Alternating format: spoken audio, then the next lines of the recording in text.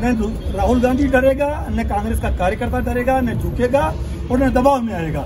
मेरे भी income tax की रेड हुई भाई केस में, क्या मेरा केस में एफआईआर लग गई हो और वो भी मोदी जी के राज में ही एफआईआर लगी है, तो फिर वापस रीओपन करने की जरूरत क्या पड़ी? कम से कम उनको पहले एक्सप्लेन करना चाहिए था। और 12-12 घंटे 14-14 घंटे पूछताछ चल रही है। क्या पूरा देश इस देश की जनता बहुत दुखी है, भाईचारा बिगड़ गया है, सद्भाव बिगड़ गया है, देश में तनाव का माहौल है और विरोधी दल के जो नेता हैं उनको चुन चुन के ईडी, इनकम टैक्स और सीबीआई की छापे पटक रहे हैं। मैं एक बात पूछना चाहता हूं आपके माध्यम से भी कि विपक्ष के अलावा या कांग्रेस के नेताओं के अलावा बीजेपी का एक भी नेता ऐसा नहीं है जिसके इनकम टैक्स, ईडी और सीबीआई जाए। एक तो कोई होगा और वही कांग्रेस का नेता या विपक्ष का नेता जब बीजेपी ज्वाइन कर लेता है तो वो बिल्कुल दूध का धुला हो जाता है। कमाल है, मतलब इनको शर्म भी नहीं आती, इतने बेशर्मी से इनको देश ने जो मैंडेट दिया ये बहुत सोच समझ के दिया होगा, बहुत उम्मीदों से दिया होगा। रोजगार देंगे, मतलब महंगाई कम करेंगे, कांग्रेस के टाइम में जो भ्रष्टाचार हुआ उसको हम खत्म करेंगे।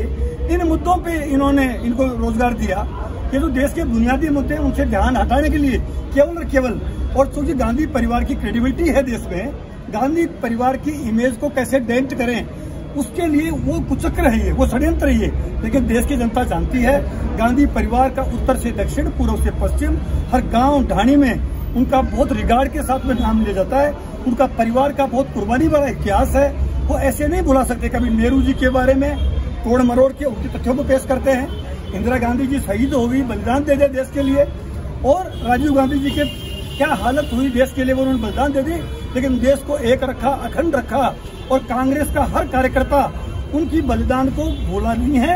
और जिस ढंग से राहुल गांधी के साथ और सोनिया जी के साथ ये राजनीतिक रूप से षड्यंत्र कर रहे हैं, ये षड्यंत्र विफल होगा।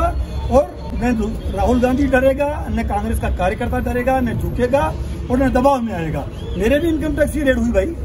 क्या मेरा बैकग्राउंड देखोगे, मैं कर्मचारी नेता के रूप में मैं कांग्रेस पार्टी में आया हूँ, ट्रेड यूनियन लीडर के तौर पे आया हूँ। सरकार गिराने का राजस्थान में कितना बड़ा षड्यंत्र हुआ, लेकिन अशोक गहलोत जी पूरी चट्टान की तरह, राजस्थान की जनता का आशीर्वाद था, यहाँ के विधायकों का आशीर्वाद था। मोदी जी को और अमित शाह जी को मुंह की खानी पड़ी। अभी राज्यसभा का चुनाव भी आपने देख लिया किस ढंग से चुनाव में ऐसा कैंडिडेट को उतारा है, सुभाष चंद्रा जी को। जब बीजेपी के पास बहुमत ही नहीं है तो उतार क्यों रहे हो? केवल हॉर्स ट्रेडिंग के बल पे कि कैसे न कैसे हम मतलब हत्या ले एक सीट को। ये बहुत बेशरम लोग हैं और इनके लोकतंत्र में यकीन नहीं है, फासिस्ट लोग हैं। एक दिन आएगा 2024 में राहुल गांधी के नेतृत्व में, मैं दावे से कह सकता हूं 23 में सरकार तो राजस्थान में बनेगी।